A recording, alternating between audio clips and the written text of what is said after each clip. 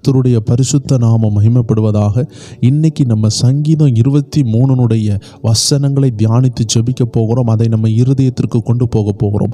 இந்த வேதத்திலே ரொம்ப ஆசீர்வாதமான, ரொம்ப எளிமையாக இருதயத்தில் புரியக்கூடிய ஒரு அற்புதமான சங்கீதம் என்றால் அது சங்கீதம் 23. இன்னைக்கு இந்த சங்கீதத்தினுடைய அருமையான ரகசியங்களை நம்ம தியானித்து ஜெபிக்க போகிறோம். தேவ ஜனங்களே, இதை உங்கள் இருதயத்தில் ஆழத்தில் வைத்து விட்டீர்கள் என்றால் எந்த பிசாசாலையும் உங்களை ஜெயிக்க முடியாது. அதில் எந்த சந்தேகமும் இல்லை. வேதம் சொல்லுகிறது, ஒரு அசுத்த ஆவி ஒரு மனிதனை விட்டு வெளியே போகும் பொழுது அது அலைந்து திரியுமா, அது வனாந்தரமான பகுதிகளுக்கு செல்லுகிறது.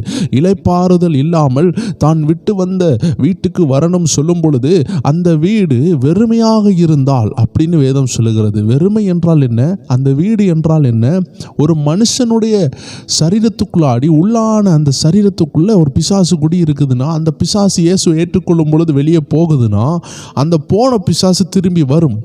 உள்ள வசனம் இருக்குதான்னு பார்க்கும். அது வசனம் இல்லாமல் வெறுமையாக இருந்துச்சுன்னா தண்ணிலும் பொல்லாத 7 பிசாசுகளை கூப்பிட்டு கொண்டு வருமா. அதனால தேவ ஜனங்களே, இருதயத்துக்குள்ள எப்பொழுதுமே வசனம் இருக்கிறதற்கு உதவியாக இருக்கிறதற்கு எளிமையாக மனப்பாடம் பண்ண இந்த அருமையான சங்கீதம் எல்லாருடைய இருதயத்திற்கும் ஏற்றதாக இருக்கிறது. எந்த சின்ன பிள்ளைகள்கிட்ட கூட இந்த சங்கீதம் 23 சொன்னா அவர்கள் எளிமையாக மனப்பாடம் பண்ணியிருக்கிறாங்க. என்னுடைய சிறு வயசுல கூட முதலாக நான் மனப்பாடம் பண்ண ஒரு வசனம் என்றால் அது இதுதான். என்னுடைய LKG UKG அந்த டைம்ல பல ஆண்டுகளுக்கு முன்னாடி என்னுடைய தாயார் என்னை சிறு வயதில் சொல்லிக் கொடுத்த ஒரு அற்புதமான சங்கீதம்.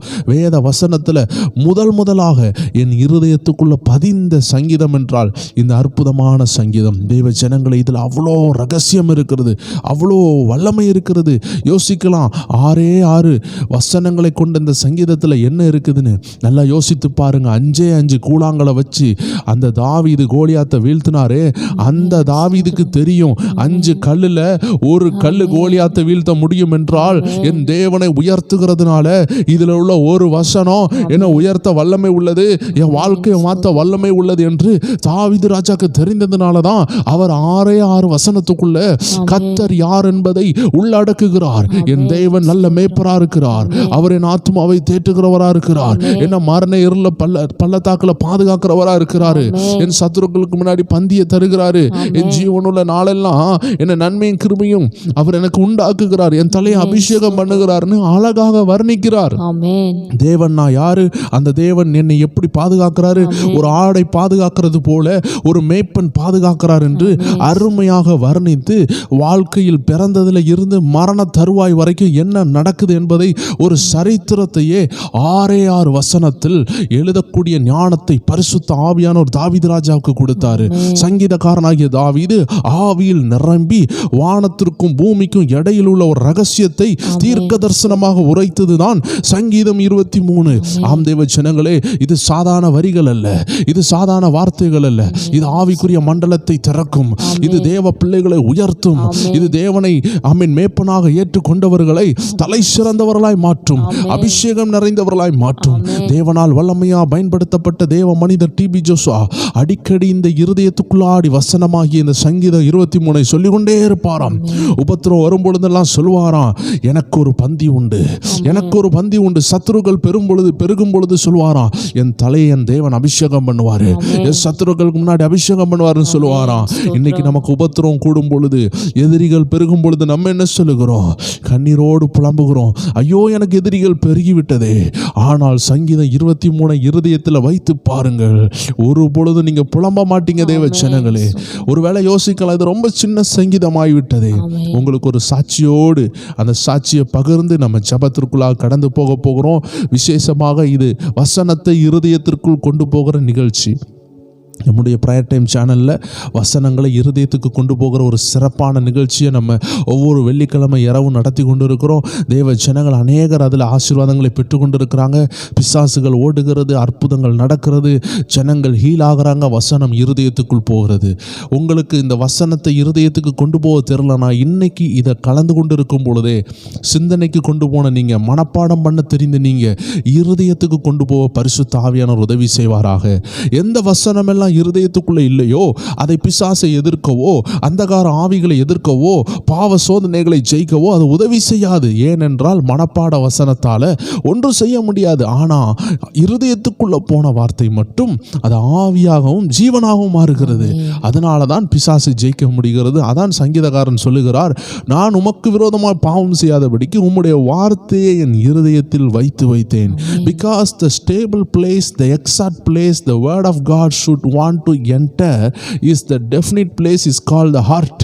ஒரு தெளிவான இடம், வசனம் விதைக்கப்பட வேண்டிய இடம், பிசாசை ஜெயிக்க வேண்டிய ஒரு இடத்துல வசனத்தை வைக்கணும்னா அது உங்க இருதயம் தான். உங்க சிந்தனையில இருக்கிறதெல்லாம் மனப்பாட வசனம். ஒருவேளை ஒரு பாஸ்டர் கூட பைபிளை மனப்பாடம் பண்ண தெரியாம இருப்பாங்க. ஆனா ஏதோ ஒரு ராஜ்யத்தில் உள்ள தேவனை அறியாத ஒரு சின்ன பிள்ளை என்ன செஞ்சிரும், வேதத்தை ஃபுல்லா மண்டையில ஏத்திரும். உடனே மண்டையில ஏத்தி மனப்பாடம் பண்ண உடனே அது ஒரு பாஸ்டரா மாறிட்டா தேவனுடைய அழைப்பை பெற்றுட்டான்னு கேட்டா இல்ல. ஏனால் அது மனப்பாடம் தான் பண்ணினது. ஒரு பாஸ்டர் என்பவர் தேவனால் அழைக்கப்படுகிறார். சோ மனப்பாடம் எல்லாராலும் பண்ண முடியும், தேவனை அறியாதவர்களாலையும் மனப்பாடம் பண்ண முடியும். ஒரு இன்ஜினியர் மனப்பாடம் பண்ணிருவான், ஏசப்பாவை தெரியாதவன் மனப்பாடம் பண்ணிருவான். உடனே பரலோகம் போக முடியுமா? உடனே தேவன் அவனுக்காக கிரியை செய்வாரா? இல்ல. தேவஜனமே, அவருடைய ரட்சிப்பை ஏற்றுக்கொள்ளாம மனப்பாடம் பண்ணுறது எல்லாருக்கும் முடியும்.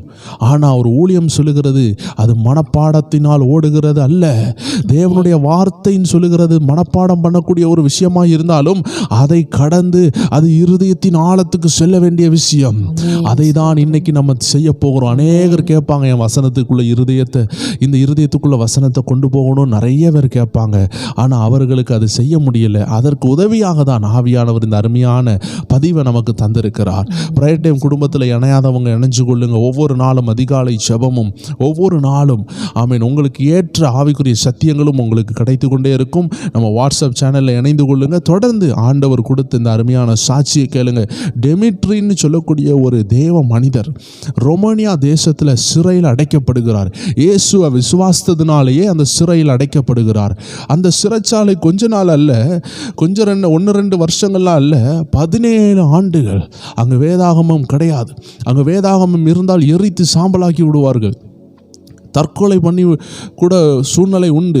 தூக்கில் ஏற்றி போட்டு விடுவார்கள். இப்படிப்பட்ட மோசமான இடங்களில் அவர் இருக்கும் பொழுது அவருக்கு தெரிஞ்ச 4 கிறிஸ்துவ வரி பாடல் இந்த சண்டே கிளாஸில் நமக்கு என்னைக்காவது படிச்சிருப்போம். அதே போல் இயேசுவை ஏற்றுக்கொண்ட ஆரம்பத்திலேயே அவரை தூக்கி சிறையில் போடுறாங்க. 4 வரி பாட்டு மட்டும்தான் அவருக்கு தெரியும். அந்த 4 வரி பாட்டை 17 ஆண்டுகள் படித்தாராம். அவர் ஆவிக்குரிய வாழ்க்கையை பலப்படுத்துறதுக்கு சண்டே சர்வீஸ் கிடையாது, ஃபாஸ்டிங் மீட்டிங் கிடையாது, மந்த்லி மீட்டிங் கிடையாது, ஆல் நைட் பிரேயர் கிடையாது, சண்டே சர்வீஸில் உள்ள சண்டே கிளாஸ் கிடையாது, விபிஎஸ் கிடையாது, ஒன்றுமே கிடையாது. காத்திருப்பு ஜபம் இல்லை, உபவாச ஜபம் இல்லை, அபிஷேக ஜபம் இல்லை, 12 மணிக்கு ஒரு ஜபம் இல்லை, காத்திருப்பு இரவு நேரம் மிட் நைட் ஜபம் எதுவுமே கிடையாது. எந்த ஃபெல்லோஷிப்பும் இல்லை, கையில் பைபிள் கூட கிடையாது, ஒரு வாக்குத்தத்த அட்டை கூட கிடையாது. இப்படிப்பட்ட ஒரு நெருக்கமான இருள் நிறைந்த அந்த ரொமானியா சிறைக்குள்ளே இருந்த அவருக்கு இருதயத்துக்குள்ள 4 ஒரு தங்க வரிகள், 4 ஜொலிக்கிற தேவனுடைய வார்த்தை இருந்தது. அந்த 4 வரி பாடலை 17 வருடம் பாடினார். எத்தனை ஒரு மகிமையான விஷயம் தேவ ஜனங்களே. அதனால தான் நான் சொல்லுகிறேன், 6 வரிகளை 6 வசனங்களை கொண்ட இந்த சங்கீதம் 23 ஒழுங்கா கொண்டு போக வேண்டிய இடத்துல கொண்டு போயிட்டீங்கன்னா, இருதயத்தின் ஆழத்துல கொண்டு போயிட்டீங்கன்னா உங்க சரித்திரம் மாறும். நீங்கள் சரித்திரத்தில் எழுதப்படுவீர்கள். உங்க வாழ்க்கை ஒரு சரித்திரமாய் மாறும். தேவனுடைய பிள்ளையினுடைய சரித்திரமாய் மாறும். நீங்கள் சந்தேகப்படாமல் விசுவாசிக்கலாம். 6 வரிகள் 6 வசனம், இதுல உங்க வாழ்க்கை மாறும். 4 வரி கொண்ட பாடலை பாடி அந்த மனிதர் 17 ஆண்டுகளாக ஜெபித்தார். அவரை அப்படி பாடக்கூடாது என்று வெளியே கொண்டு வந்து சுட்டு தள்ளலான்னு வரும் பொழுது அந்த நேரத்தில் நடந்தது ஒரு அற்புதம். என்ன தெரியுமா? 17 ஆண்டுகள் தினமும் காலையில் இந்த 4 வரிகளை பாடுவாராம். அந்த சிறையில் மாற்றி மாற்றி மாற்றி ஒவ்வொரு சிறையில் ஒவ்வொரு கூண்டில் போட்டாலும் எல்லா இடத்துலையும் பாடியிருக்கிறாரு. எல்லாருக்குமே மனப்பாடம் ஆயிட்டு இவரை வெளியே கொண்டு வந்து கொள்ளலான்னு அங்கே உள்ள போர் வீரர்கள் கொண்டு வரும் பொழுது என்ன நடந்தது? நடந்தது தெரியுமா? அந்த சிறையில் உள்ள 1500 பேரும் இவரை கனப்படுத்தும் விதமாக இவர் அந்த பாடலை மறிக்கிறதுக்கு முன்னாடி பாடுகிற அந்த சூழ்நிலையில் என்ன நடந்தது தெரியுமா? தேவ ஜனமே, 1500 பேரும் பாட ஆரம்பித்தார்கள். சிறை அசைந்தது. இப்போ இந்த 1500 பேரையும் கொல்ல முடியுமா? முடியாது. ஏனென்றால் இந்த 1500 பேரும் 17 ஆண்டுகளாக இவருடைய 4 வரி பாடல்னால் தொடப்பட்டவர்கள். தேவ ஜனங்களே, ஒரு தேவ பிள்ளை சிறையில் இருந்தாலும் அவன் ஔஷதமாக, அவன் பிறருக்கு உதவியாளராக, அவன் அபிஷேக தைலமாக மாறுகிறான். எந்த சிறையாலையும், எந்த சிங்க கெபியாலையும், எந்த அக்கினி ஜாலையாலையும் தேவனை விசுவாசிக்கிறவர்களை கொல்ல முடியாது. அதான் பவுல் சொல்லுகிறார், எப்பக்கம் நெருக்கப்பட்டால் நாங்கள் ஒடுங்கி போவதில்லை. தேவ ஜனங்களே, இந்த சிறிய சங்கீதத்தினுடைய மேன்மையை நீங்கள் பார்த்திருக்கிறீர்கள் அல்லவா? இவர் கூடவே கஷ்டப்பட்ட இன்னொரு நபர் தான், அவருடைய பெயர் நிக்கோலே மோல்டவென்யூ. இப்படி சொல்லக்கூட இந்த அருமையான நபர் அவருடைய விரல்களை உடைத்து விட்டார்கள். அவர் நல்ல பியானோ வாசிக்கிற நபர். அப்போ அவருக்கு தெரிஞ்ச சில வசனங்களை அவர் மைண்டில் வைத்திருந்தார். அந்த வசனங்கள் மறந்து போயிடக்கூடாது. ஏன்னா 1-2 நாள் சிறையில் 10 ஆண்டுகள், 14 ஆண்டுகள், 18 ஆண்டுகள், 20 ஆண்டுகள்னு சிறையில் போடப்பட்டவங்க. இவங்க எல்லாம் அந்த ரிச்சர்ட் ஊம்ப்ராண்டுன்னு சொல்லக்கூடிய ஒரு தேவ மனிதனுடைய டைமில் வாழ்ந்தவர்கள். இவர்கள் அந்த நாட்களில் பார்த்தீங்கன்னா சிறையில், ரொமானியா தேச சிறையில் அடைக்கப்பட்டவர்கள். இவர்களும் இந்த அருமையான நிக்கோலோ அப்படின்னு சொல்லக்கூடிய இந்த தேவ மனிதனும் அவருக்கு தெரிஞ்ச வசனங்களை பாடல்களாக பாட ஆரம்பித்தார். சிறையில் இருந்து வசனங்களை அப்படியே பாடலாக மாற ஆரம்பித்தார். எக்ஸாம்பிள், கர்த்தரின் மேய்ப்பராய் இருக்கிறாருன்னா அதுக்கு ஒரு பாடல். அவருக்கு தெரிஞ்ச எல்லா வசனங்களையும் பாடல் எழுதி எழுதி எழுதி அவர் அந்த சிறையில் இருந்த நாளெல்லாம் அவருக்கு பியானோ வாசிக்க தெரியும். ஆனால் விரலை உடைச்சி விட்டுட்டாங்க. அதனால அவர் பாடலை பாட பாட 6000 பாடல்களை அந்த மனிதன் அந்த சிறையில் எழுத தேவன் கிருபை செய்தார். முற்றிலும் வசனமாகவே அந்த பாடலை எழுதினார். தேவ ஜனங்களே, இதிலிருந்து என்ன புரியுதுன்னா, கொஞ்சத்தில் இருந்து அநேகம் உண்டாகும். ஆமென். கொஞ்சம் அநேகமாக மாறும். இன்னைக்கு இந்த 6 வரிகள் தான் உங்க வாழ்க்கையை தலையில மாற்றி போடும். எத்தனை பேர் விசுவாசிக்கிறீங்க? இந்த சங்கீதம் 23 என் இருதயத்தில் ஒட்ட போகிறேன். இனி எந்த பிரச்சனை வந்தாலும் இந்த வசனங்களை சொல்லி ஜெயிக்க போகிறேன்னு சொல்றவங்க இணைந்து ஜெபிக்க ஆரம்பிப்பீங்களா? இருக்கிற இடங்களை சோத்திரம் பண்ணுங்களேன். சிறையில் இருந்த அந்த நபர்களுக்கு பைபிள் இல்லை, தெரிஞ்ச வசனங்களை பாட ஆரம்பித்தாங்க. பாட ஆரம்பித்த பொழுது 6000 பாடல்களை தேவன் கொடுத்தார். தேவ ஜனங்களே, இதை கேட்டுக்கொண்டிருக்கிறவங்களே, நமக்கு பைபிள் வாசிக்க வாய்ப்பு இருக்கிறது. ஆனால் அதை ஒழுங்காக வாசித்து இருதயத்துக்கு கொண்டு போகாமல் இருப்போம் என்றால் நம்முடைய லைஃப் எவ்வளவு வேதனைக்குள்ளாக தள்ளப்படும். எல்லாரும் செபிக்க ஆரம்பிக்கலாமே. உள்ளத்தின் ஆழத்தில் இருந்து இந்த வல்லமையான வார்த்தைகளை என் இருதயத்துக்கு கொண்டு போகிறேன்னு சொல்லுங்க. என் இருதயத்தின் ஆழத்துக்குள்ளாடி இந்த வார்த்தைகள் செல்லட்டும் ஆண்டவரேன்னு செபிங்க. பரிசுத்த ஆவியானவரே, என் இருதயத்தின் ஆழத்துல இந்த வார்த்தைகள் பதிக்கப்படட்டும். எல்லாரும் சேர்ந்து நம்ம சங்கீதம் 23 எடுத்துக்கொள்ளலாம். முடிந்தவர்கள் எடுத்துக்கொள்ளுங்க, இல்லாதவர்கள் சோத்திரத்தோடு கேளுங்கள். பயணங்கள், ஆபீஸ்ல இருக்கிறவங்க வசனங்களை கேட்டு செபிக்க ஆரம்பிங்க. நம்ம இன்னைக்கு இந்த வார்த்தைகளை நம்ம இருதயத்துக்குள்ள கொண்டு போக போகிறோம். இந்த சங்கீதம் 23 ஒரு அற்புதமான சங்கீதம். எல்லாரும் எடுத்துக்கொண்டிருப்பீங்கன்னு விசுவாசிக்கிறேன். உங்களுக்காக வாசிக்கிறோம். கர்த்தரின் மேய்ப்பராய் இருக்கிறார். கர்த்தரின் மேய்ப்பராய் இருக்கிறார். நான் தாழ்ச்சி அடையேன். நான் தாழ்ச்சி அடையேன். அவர் என்னை புல்லுள்ள இடங்களில் மேய்த்து, அவர் என்னை புல்லுள்ள இடங்களில் மேய்த்து, அமர்ந்த தண்ணீர்கள் அண்டையில் என்னை கொண்டு போய் விடுகிறார். அமர்ந்த தண்ணீர்கள் அண்டையில் என்னை கொண்டு போய் விடுகிறார். அவர் என் ஆத்துமாவை தேற்றி, அவர் என் ஆத்துமாவை தேற்றி, தம்முடைய நாமத்தின் நிமித்தம், தம்முடைய நாமத்தின் என்னை நிமித்தம் நீதியின் பாதைகளில் நடத்துகிறார். நீதியின் பாதைகளில் நடத்துகிறார். நான் மரண இருளின் பள்ளத்தாக்கிலே நடந்தாலும், நான் மரண இருளின் பள்ளத்தாக்கிலே நடந்தாலும் பொல்லாப்புக்கு பயப்படேன். பொல்லாப்புக்கு பயப்படேன். தேவரீர் என்னோட கூட இருக்கிறீர். தேவரீர் என்னோடு கூட இருக்கிறீர். உமது கோலும் உமது தடியும் என்னை தேற்றும். என் சத்துருக்களுக்கு முன்பதாக நீர் எனக்கு ஒரு பந்தியை ஆயத்தப்படுத்தி, என் தலையை எண்ணெயால் அபிஷேகம் பண்ணுகிறீர். என் பாத்திரம் நிரம்பி வழிகிறது. என் ஜீவனுள்ள நாளெல்லாம் நன்மையும் கிருபையும் என்னை தொடரும். நான் கர்த்தருடைய வீட்டிலே நீடித்த நாட்களாய் நிலைத்திருப்பேன். ஹல்லேலூயா. தேவ ஜனங்களே, இந்த வார்த்தைகளை எங்களோடு சேர்ந்து இணைந்து கன்ஃபஸ் பண்ணுங்க. வேதம் சொல்லுகிறது இருதயத்தில் விசுவாசிக்கணும், வாயினால் அறிக்கை பண்ணணும். நீங்கள் இருதயத்தில் விசுவாசிக்கணும்னா எங்கள் கூட சேர்ந்து சொல்ல சொல்ல உங்கள் இருதயம் தானாக விசுவாசிக்க ஆரம்பிக்கும். ஒரு வார்த்தையை ஸ்லோவாக திரும்பி திரும்பி அதை கவனத்தோடு நம்ம சொல்லும் பொழுது நம்ம இருதயத்தில் எளிமையாக பதிந்துவிடும்.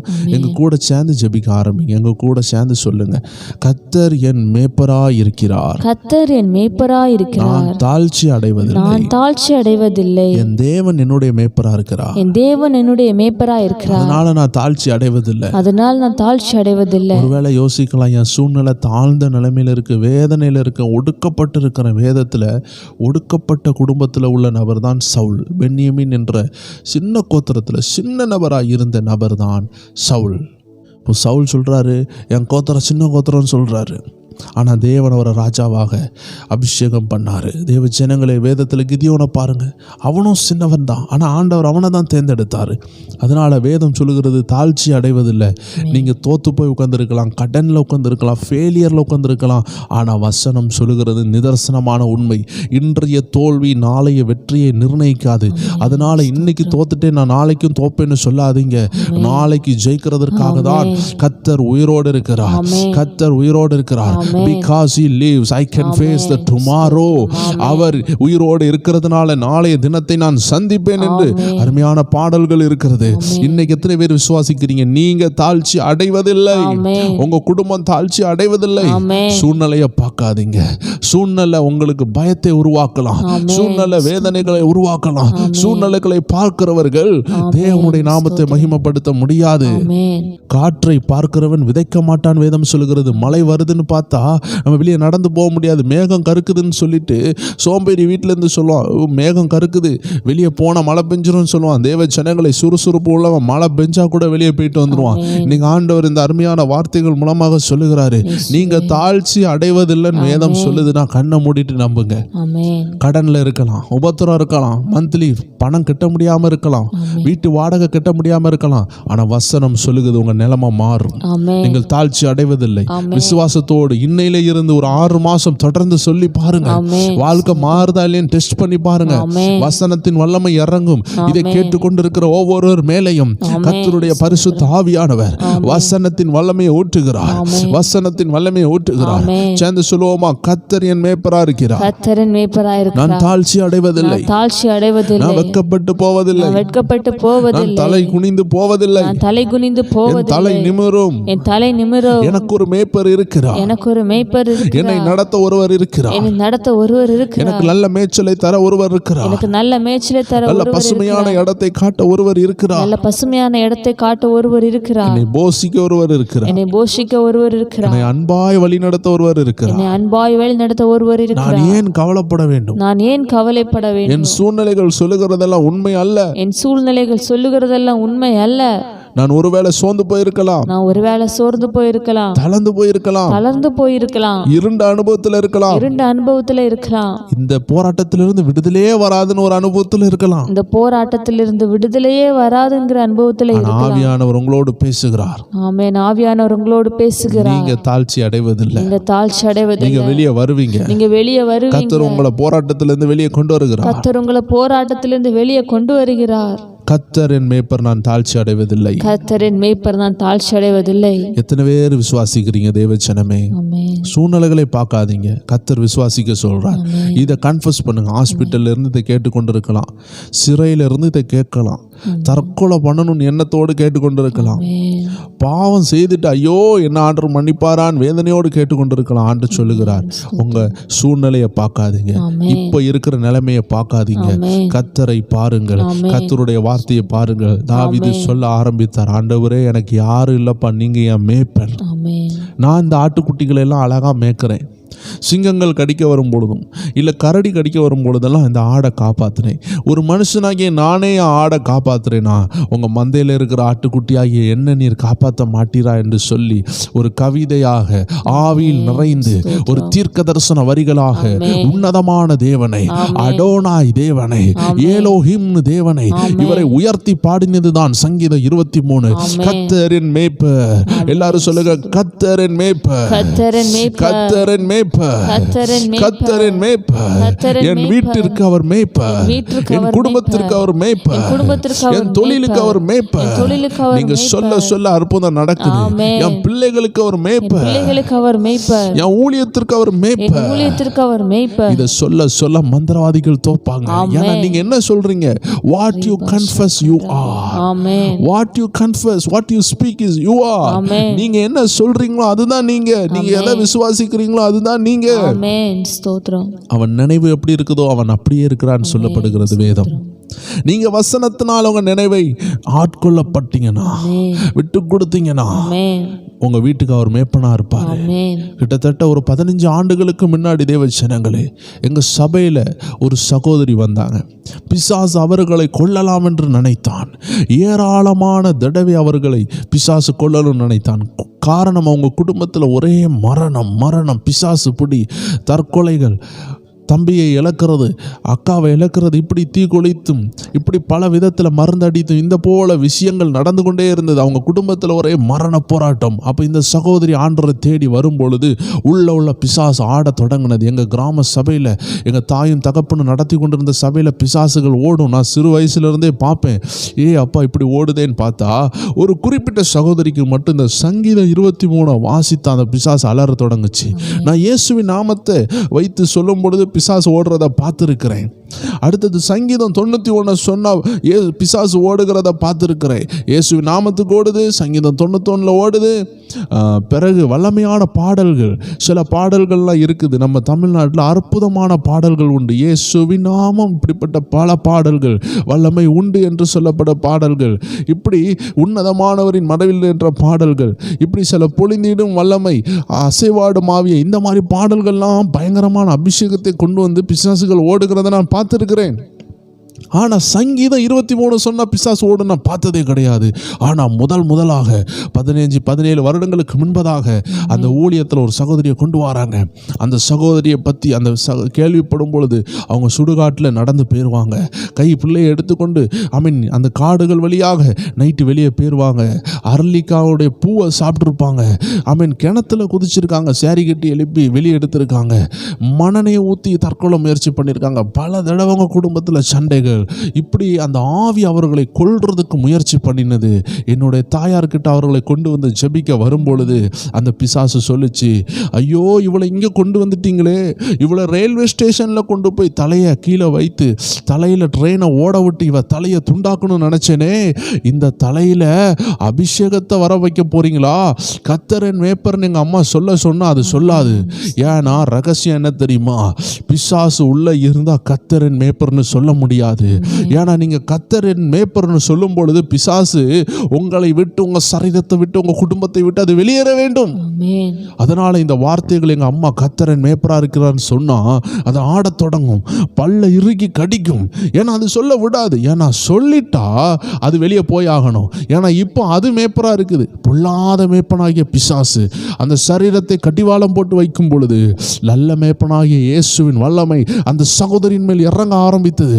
கர்த்தரின் மேய்ப்பரா இருக்கிறார் சொல்ல சொல்ல சொல்ல அந்த 6 வசனங்களை சொல்லி முடிக்கிறதுக்குள்ளாடி அந்த பிசாசு ஓட ஆரம்பித்தது. அவர்களுக்கு விடுதலை வந்தது. இன்னைக்கு அந்த குடும்பம் ஊழியத்தில் இருக்குது. அந்த குடும்பத்தில் உள்ள பிள்ளைகள் வேதாகம கல்லூரியில் படிக்கிறாங்க. 2 பேர் பைபிள் காலேஜ் படித்து ஊழியங்களை செய்கிறது. கர்த்தர் அந்த குடும்பத்தை தேர்ந்தெடுத்தார். எவ்வளவு அற்புதமான விஷயம் பார்த்தீங்களா? இது சங்கீதம் 23 உள்ள வல்லமையினால் நடந்தது. ஒருவேளை உங்க வீட்டில் பிசாசின் போராட்டம், வியாதியின் கட்டு இருக்குதுன்னா இந்த வார்த்தையை சொல்லி கொண்டே இருங்க.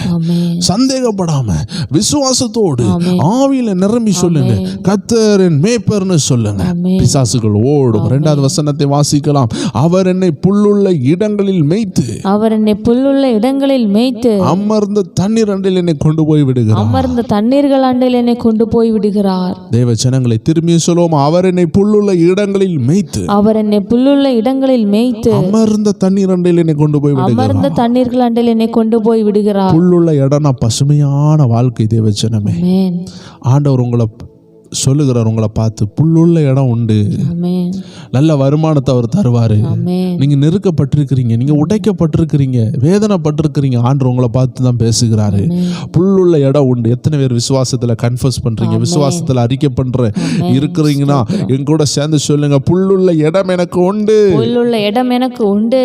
ஆமென். பசுமையான மேய்ச்சல் எனக்கு உண்டு. பசுமையான மேய்ச்சல் எனக்கு உண்டு. என் அப்பா எனக்கு தருவாரு, என் அப்பா எனக்கு தருவாரு. என் மேய்ப்பர் எனக்கு தருவாரு. என் மேய்ப்பர் எனக்கு தருவாரு. இந்த உலகம் எனக்கு தராமல் போகலாம், உலகம் எனக்கு தராமல் என் போகலாம், உற்றார் எனக்கு தராம போகலாம், உற்றார் எனக்கு தராமல் ஒரு போகலாம், பசுமையான வாழ்க்கை எனக்கு கிடைக்காமல் போகலாம், பசுமையான வாழ்க்கை எனக்கு கிடைக்காம ஆனா போகலாம். கர்த்தர் எனக்கு ஒரு பசுமையை தருவாரு. ஆனால் கர்த்தர் எனக்கு ஒரு பசுமையை தருவார். அமர்ந்த தண்ணீரண்டில் என்னை கொண்டு போய் விடுகிறார். அமர்ந்த தண்ணீர்கள் அண்டில் என்ன கொண்டு போய் எல்லாரும் விடுகிறார். சொல்லுங்க, அமர்ந்த தண்ணீர் அமர்ந்த தண்ணீர் எனக்கு உண்டு. எனக்கு உண்டு. அமர்ந்த தண்ணீர் அண்டையில அமர்ந்த தண்ணீர் அண்டையில என் கர்த்தர் என் கரம் பிடித்து கொண்டு செல்வா. கர்த்தர் என்னை கரம் பிடித்து கொண்டு செல்லுவார். அமர்ந்த தண்ணீர் அண்டையில் நான் செல்லுவேன். அமர்ந்த தண்ணீர் அண்டையில் நான் செல்லுவேன். அமர்ந்த தண்ணீர் என்றாலே தேவச்சனமே சாந்தமான வாழ்க்கை, ஆமென். சண்டைகள் மாறப்பட்ட வாழ்க்கை, ஆமென். குடும்பத்துல சமாதானம் உள்ள வாழ்க்கை, ஆமென். தனிப்பட்ட வாழ்க்கையில் ஒரு சமாதானம், தற்கொலை எண்ணங்களிலிருந்து விடுதலையாய், கடன் பாரங்களிலிருந்து விடுதலையாய், ஒரு விடுதலையான எண்ணம் உள்ள ஒரு வாழ்க்கையை கர்த்தர் நிச்சயம் தருவார். அதற்காக தான் ஆண்டு இந்த வார்த்தைகளை சொல்ல வைக்கிறார். அமர்ந்த தண்ணீர் என்றால் பரிசுத்த ஆவியானவர் அண்டையில கொண்டு போய் விடுவார். சாந்தமான வாழ்க்கை, சமாதானம் உள்ள வாழ்க்கையை கர்த்தர் தர விரும்புகிறார். எத்தனை பேர் விசுவாசிக்கிறீங்க? சூழ்நிலையை பார்க்காமல் நான் விசுவாசித்து வார்த்தையை சொல்றோங்கன்னு அப்படிப்பட்டவங்க இருக்கிறீங்கன்னா என் கூட சேர்ந்து சொல்லுங்க, அவர் என் ஆத்துமாவை தேற்றி, அவர் என் ஆத்துமாவை தேற்றி, தம்முடைய நாமத்தின் நிமித்தம் தம்முடைய நாமத்தின் நிமித்தம் என்னை நீதியின் பாதையில நடத்துவார். என்னை நீதியின் பாதையில் நடத்துவார். என் ஆத்மாவை அவர் தேற்றுவார். என் ஆத்துமாவை அவர் தேற்றுவார். என் சரீரத்தை தேற்றுறதுக்கு என்னனாலும் இருக்கலாம், என் சரீரத்தை பலப்படுத்த எல்லாம் இருக்கலாம், ஆனா என் ஆத்மாவை தேற்ற அவரால் தான் முடியும். என் ஆண்டவருடைய பேரை ஆத்மாவை தேற்றுகிறவர், ஆமென். என் ஆத்மாவை தேற்றுகிற நல்ல மெய்ப்பன் அவர் என் ஆத்மாவை தேற்றுவார். ஆமென். இந்த உலகம் உங்களை பார்த்து சொல்லும், நீ ஒன்னத்திற்கும் ஆகாது, நீ ஒன்னத்திற்கும் லாய்க்கில்லாதவன் சொல்லும் பொழுது அவரின் ஆத்மாவை தேற்றுகிறார். ஆமென். மகனே அதை விட்டுரு, மகனே அதெல்லாம் கண்டுக்கிடாத, உலகம் 1000 சொல்லட்டும், நான் உனக்கு என்ன சொல்றேன் அதை தான் நீ பாருன்னு சொல்லுகிறார். அவர் என் ஆத்மாவை தேற்றுகிறார். ஆமென். நீங்க பட்ட வேதனைகள்ல இருந்து உங்களை விடுதலையாக்க விரும்புகிறார். உங்க உள்ளத்துல சின்ன வயசுல இருந்து உள்ள காயங்களை எல்லாம் ஆற்ற விரும்புகிறார். ஆமென். அவருடைய நாமத்தின் நிமித்தம் உங்களை நீதியின் பாதையில நடத்துகிறார். ஆமென். எல்லாரும் சேர்ந்து சொல்லலாமா, நான் மரண இருளின் பள்ளத்தாக்கிலே நடந்தாலும், நான் மரண இருளின் பள்ளத்தாக்கிலே நடந்தாலும், பொல்லாப்புக்கு பயப்படேன், பொல்லாப்புக்கு பயப்படேன். தேவரீர் என்னோடு கூட இருக்கிறீர், தேவரீர் என்னோடு கூட இருக்கிறீர். உமது கோலும் உமது தடியும் என்னை தேற்றும். உமது கோலும் உமது தடியும் என்னை தேற்றும். அல்லேலூயா. அல்லேலூயா. நான் மரண இருளின் பள்ளத்தாக்கிலே நடந்தாலும், நான் மரண இருளின் பள்ளத்தாக்கிலே நடந்தாலும், சொல்லுங்க, நடந்தோ உட்கார்ந்தோ முட்டு போட்டோ ஆவியானவர் ஏவுறபடி நீங்க உள்ளத்தின் ஆழத்திலிருந்து சொல்லி பாருங்களேன். நான் மரண இருளின் பள்ளத்தாக்கில் நடந்தாலும், நான் மரண இருளின் பள்ளத்தாக்கில் நடந்தாலும், பொல்லாப்புக்கு பயப்படே, பொல்லாப்புக்கு பயப்படேன். தேவரீர் என்னோடு கூட இருக்கிறீர், தேவரீர் என்னோடு கூட இருக்கிறேன். உமது கோலும் உமது தடியும் என்னை தேற்றும். உமது கோலும் உமது தடியும் என்னை தேற்றும். மரண இருள் என்றாலே தேவ ஜனங்களே ஆபத்து, விக்கனங்கள், ஆஸ்பத்திரி செலவு, ஆஸ்பத்திரியில் அட்மிட்டு, கூட உள்ள நண்பர்களால் பகை, பிசாசின் போராட்டம், பில்லிசுனிய போராட்டம் எதுவா இருக்கட்டுமே, வசனம் சொல்லுகிறது அப்படிப்பட்ட இருள நீங்க சென்று கொண்டிருக்கலாம். ஆமென். வேதனையின் உச்சகட்டத்தில் செல்லலாம். ஆமென். பிசாசின் போராட்டம், மரண போராட்டம், ஆஸ்பத்திரி செலவுகள், பெரிய பெரிய ஆபரேஷன்கள் எல்லாம் உங்களை சுற்றி நிற்கும் பொழுது ஆண்டு சொல்லுகிறார், நீங்க மரண இருளில் நடந்தாலும் பொல்லாப்புக்கு பயப்படாதீங்க. ஆமென். பொல்லாப்புக்கு நான் பயப்பட மாட்டேன்னு சொல்லுங்க. ஆமென். நான் மரண இருளில் நடக்கிறேன், நான் மரண இருளில் நடக்கிறேன், ஆனாலும் பொல்லாப்புக்கு பயப்பட மாட்டேன். ஆனாலும் பொல்லாப்புக்கு பயப்பட மாட்டேன். எப்பேற்பட்ட பொல்லாப்பு வரட்டுமே, எப்பேற்பட்ட பொல்லாப்பு அது வரட்டுமே, ஆஸ்பத்திரி செலவா இருக்கட்டும், அது ஆஸ்பத்திரி செலவாக வீண் இருக்கட்டும், போராட்டங்களா இருக்கட்டும், வீண் போராட்டங்களாக இருக்கட்டும், அது எனக்கு விரோதமா வரும் பொழுது அது எனக்கு விரோதமாக நான் வரும்பொழுது பயப்பட மாட்டேன். நான் பயப்பட மாட்டேன். காரணம் என் தேவன் என்னோடு இருக்கிறார். காரணம் என் தேவன் என்னோடு இருக்கிறார். அவருடைய கோலும் அவருடைய தடியும் என்னை தேற்றும். அவருடைய கோலும் அவருடைய தடியும் என்னை தேற்றும். சொல்லுங்க, அவர் என்னை தேற்றுவார், அவர் என்னை தேற்றுவார், என்னை அவர் பலப்படுத்துவார். என்னை பலப்படுத்துவார். எனக்கு இருக்கிற போராட்டத்துல எனக்கு இருக்கிற போராட்டத்துல நான் பயப்படாம இருப்பேன். நான் பயப்படாம இருப்பேன். காரணம் அவர் என் கூட இருக்கிறார். காரணம் அவர் என் கூட என்னை இருக்கிறார். தேற்றுவார். என்னை தேற்றுவார். அக்கினி ஜாலைக்குள்ள வந்தவர், அக்னி ஜுவாலைக்குள்ள வந்தவர், சாத்ராக் மேஷாக் ஆபேத்நேகோவை காப்பாற்றினவர், சாத்ராக் ஷத்ரக் மேஷக் ஆபேத்நேகோவை காப்பாற்றினவர், செங்கடலை பிளந்தவர், செங்கடலை பிளந்தவர், கோலியாத்தை கீழே விழ பண்ணினவர், கோலியாத்தை கீழே விழ பண்ணினவர், பவுல் அப்போஸ்தலரோடு இருந்து பிசாசுகளை விரட்டினவர், பவுல் அப்போஸ்தலனோடு இருந்து பிசாசுகளை விரட்டினவர், பவுலுடைய கையில பாம்பு கொத்தின பொழுதும் மரணம் வராமல் காப்பாற்றினவர், அவருடைய கையில பாம்புகள் கொத்துன போது மரணம் வராமல் காப்பாற்றினவர்,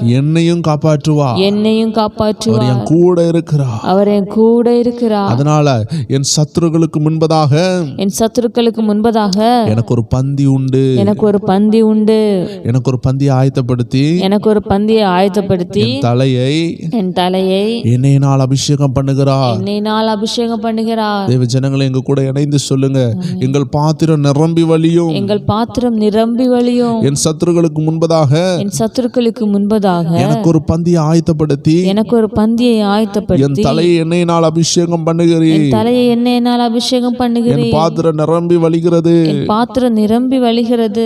என்னென்ன சத்ரு எல்லாம் உங்களை இன்னைக்கு நெருக்கி கொண்டு இருக்குதோ, என்னெல்லாம் சத்துரு உங்களை நெருக்கி கொண்டிருக்கிறதோ, உங்க பிள்ளைகள் படித்து ஃபெயில் ஆகி கொண்டு இருக்கிறாங்களா, உங்கள் படித்த பிள்ளைகள் ஃபெயில் ஆகி உங்க கொண்டிருக்கிறார்கள், கணவர் உங்கள்ட்ட போராடி கொண்டு இருக்கிறாங்களா, உங்கள் கணவர் உங்களோட போராடி உங்க கொண்டிருக்கிறார்கள், மனைவியினால உங்க வீட்டுல ஓயாத போராட்டமா, உங்கள் மனைவியினால வீட்டுல ஓயாத போராட்டம், வாலிப பிள்ளையினுடைய போராட்டமா, வாலிப பிள்ளையினுடைய போராட்டம், வருமானம் இல்லாத திண்டாட்டமா, வருமானம் இல்லாத திண்டாட்டமா, ஓ என்ன போராட்டமா இருந்தாலும் என்ன போராட்டமா ஆண்டு இருந்தாலும் சொல்லுகிறார், அவைகளுக்கு முன்பதாக அவைகளுக்கு முன்பதாக உங்க தலைய உங்க தலைய ஒருவர் அபிஷேகம் பண்ணுகிறார். ஒருவர் அபிஷேகம் பண்ணுகிறார். Receive the anointing. ஆமென், இருக்கிற இடத்துல பெற்றுக்கொள்ளுங்க. ஆமென், ஒரு அக்கினி இறங்குகிறது, ஆமென், ஒரு வல்லமை ஒரு இறங்குகிறது, வல்லமை இறங்குகிறது, கட்டுகள் உடையப்படுகிறது, கட்டுகள் உடையப்படுகிறது, தலையை அபிஷேகம் பண்ணுகிறார், உங்க தலையை அபிஷேகம் தலையை பண்ணுகிறார், உயர்த்துகிறார், உங்க தலையை உயர்த்துகிறார், சுற்றில் இருக்கிற சத்துருக்களுக்கு முன்பதாக, சுற்றிலும் இருக்கிற சத்துருக்களுக்கு நிந்தனைகளுக்கு முன்பதாக, நிந்தனைகளுக்கு முன்பதாக, இருளின் ஆவிகளுக்கு முன்பதாக, இருளின் ஆவிகளுக்கு அந்தகார ஆவிகளுக்கு முன்பதாக அந்தகார ஆவிகளுக்கு உங்க தலையை அபிஷேகம் பண்ணுகிறார். தலையை அபிஷேகம் இருளின் வல்லமைகள் ஓடுகிறது, இருளின் வல்லமைகள் பிசாசின் வல்லமைகள் ஓடுகிறது. பிசாசின் வல்லமைகள் நீங்கள் சொல்ல சொல்ல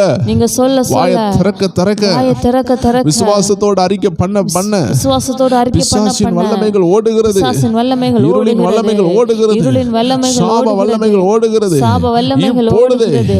கர்த்தருடைய அக்கினி இறங்கி ஆமென். உங்க தலையை அபிஷேகம் பண்ணுகிறது, பிசாசை விரட்டுகிறது, பிசாசை விரட்டுகிறது.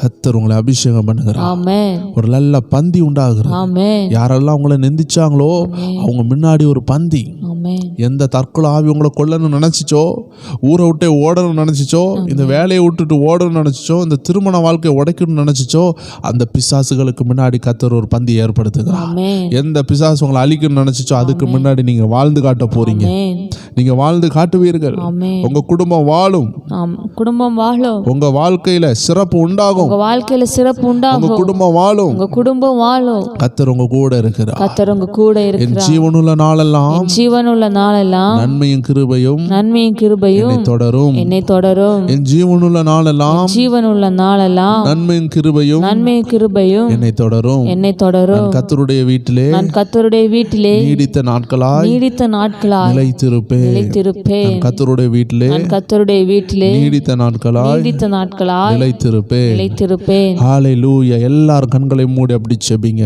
கடைசி வசனம் சொல்லுகிறது, நீங்க நிலைத்திருப்பீங்க, பசுமையான ஒலிவ மரம் போல கர்த்தருடைய வீட்டில் நிலைத்திருப்பீங்க.